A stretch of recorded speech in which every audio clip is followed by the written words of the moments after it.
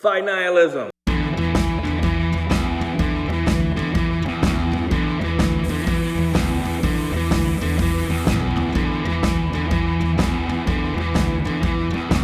All right, what's up, guys? I'm Dr. Chris Park, and you're back with another episode of the Brutal Optimist podcast.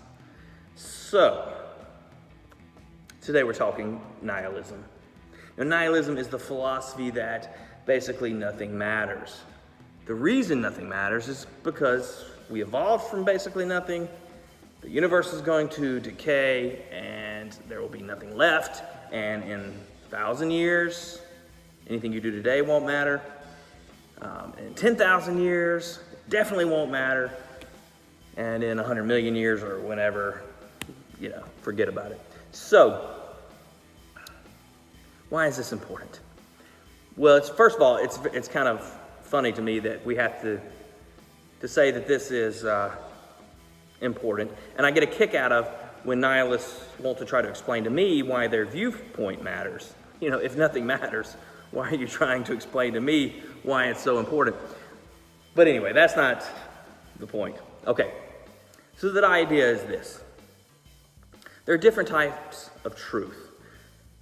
One type of truth is what we might call empirical truth, and this is what we learn from, studying how things work, by looking at the physical nature of things, by studying matter, by doing experiments, etc. But there's also other types of truth, and the one that comes to mind, seems to be the most obvious, is math. So math is a type of truth that is not empirical, and math is also a lesson in the importance of having objective truth and not just relative truth, okay? And what I mean by this is, if I say 2 + 2 is 5, but you say 2 + 2 is 4, and you would say that I am wrong because I said it was 5. The question becomes, is it wrong just because it's your opinion is wrong? Because it's a subjective truth? Or is it wrong because it's objectively true? Because the standard is that 2 + 2 is 4. And we know the answer to that. And the math truth is also universal. So what's true here is true over there. What's true here is true in space. And it's eternal. It doesn't change. If it changed, but we're making an assumption saying that it doesn't change. But that's okay. I'm going to say it's a safe assumption to make, but it's still an assumption that the truth that is true today won't change tomorrow, okay? Because if truth changes like that, then everything falls apart. And there can be no real existence. And we just lead into this absurdity.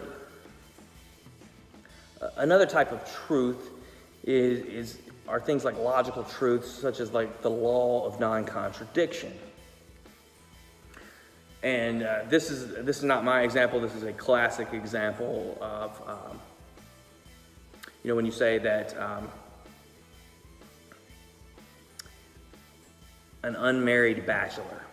So by definition, a bachelor is unmarried. So if you said that he was a married bachelor, you would contradict your terms, okay?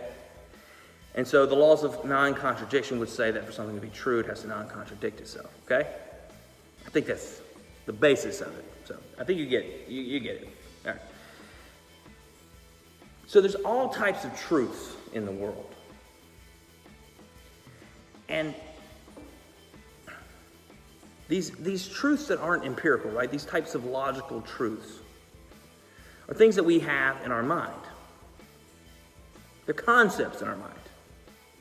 But what's interesting is they still exist, even if we're not here to examine them, to experiment with them, because they're not empirical truths. So even though they're concepts in our mind, they're really not conceptual truths. They're just truths. They are transcendent. And so these transcendent truths must exist inside another transcendent mind. And that mind is what we call God. Now,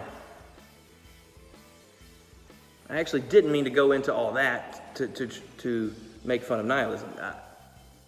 I really just wanted to explain the idea of of truth and logic, and how there's multiple forms of truth, and we can know different things to be true in different ways. Okay? Now, nihilism, it all breaks down. The most dangerous part of nihilism is moral relativism. Because if nothing matters, then nothing matters. Now, the biggest objection to this is people are going to say, look, just because I don't believe in moral truths doesn't mean I'm not a moral person. And in fact, that's usually true. Because usually these types of people, atheists, nihilists, they're not immoral.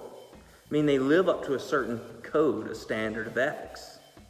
Likely they're even nicer, kinder people than many Christians and Muslims and Buddhists. But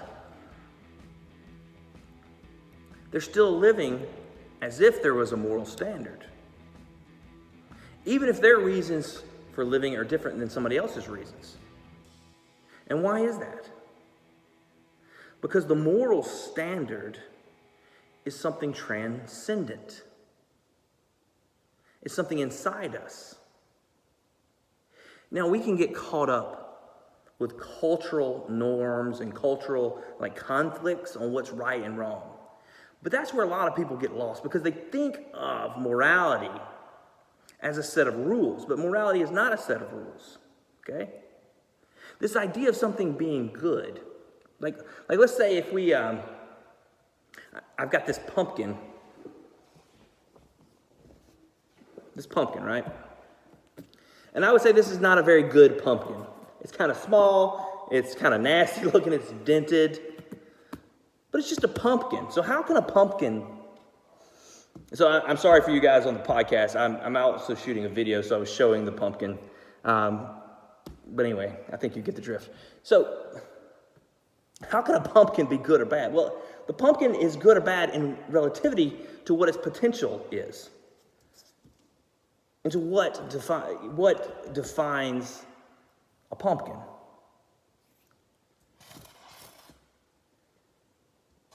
And so we can make up a list of rules to try to help us reach that potential, right?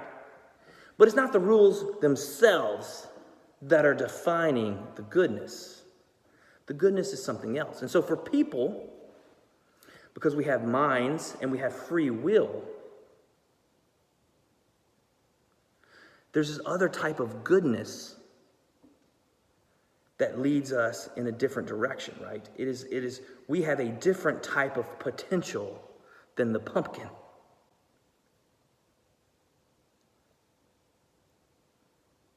And we have potentiality, and we have this type of action in ourselves that we are becoming something. And this is transcendent. Now, what I'm not saying, obviously, that no matter what path you take, we're all kind of going up the mountain. That's not what I'm talking about. What I'm talking about is that there's objective truths that transcend ourselves. And so when we talk about good and evil and morality, that is what we're talking about.